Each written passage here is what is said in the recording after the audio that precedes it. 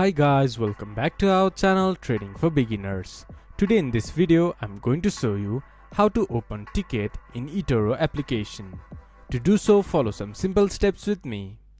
First of all, open your Etoro application or go to Etoro website from your browser. From the left side of the screen you can see a menu bar. Scroll down. There you can see Help and Resources. Click on it.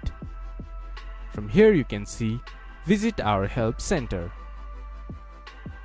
It will then redirect you to a help center. Here scroll down to last. There you can see Start chatting or open ticket. Click to open ticket. Then your ticket will be opened. This is how you can open ticket in Etoro.